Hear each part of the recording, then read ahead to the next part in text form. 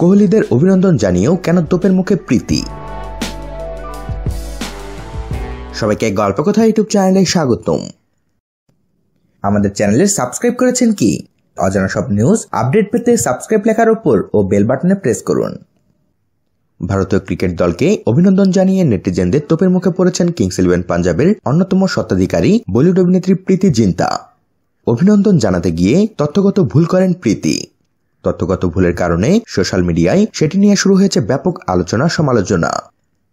শুভেচ্ছা জানাতে গিয়ে প্রীতি লেখেন, এশিয়ার প্রথম ম্যাচ হিসেবে টেস্ট ম্যাচ জেতায় ব্লু বয়দের শুভেচ্ছা। আসলে বিপত্তিটি ঘটেছে টেস্ট ম্যাচ বলায়। ম্যাচের বদলে সিরিজ বসবে সেখানে। বলিউডের জনপ্রিয় এই নায়িকার কাছে সঠিক তথ্য না থাকার ফলে নানা মন্তব্যের মুখোমুখি হতে হয়েছে টুইট ব্যবহারকারীদের কাছে। কেউ ভদ্রভাবে প্রীতির ভুল শুধরে দিলেন, আবার কেউ রীতিমতো আক্রমণ করে বসলেন।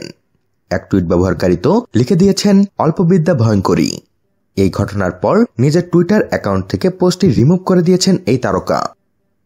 1947-48 থেকে অস্ট্রেলিয়া সফর করছে ভারতীয় ক্রিকেট দল, কিন্তু কখনো টেস্ট সিরিজ জেতা হয়নি। 71 বছরে 11 বারের চেষ্টায় অজিদের মাটিতে প্রথম টেস্ট সিরিজ জয় করেছে বিরাট কোহলির নেতৃত্বাধীন দলটি। প্রথমবারের মতো সাদা পোশাকে সিরিজ জিতে ইতিহাস সৃষ্টি করায় শুভেচ্ছা সিক্ত দলটি। ভক্তদের থেকে শুরু করে সাবেক বর্তমান ক্রিকেটার থেকে বলিউডের তারকারা পর্যন্ত সবাই টিম ইন্ডিয়াকে অভিনন্দন জানিয়েছেন।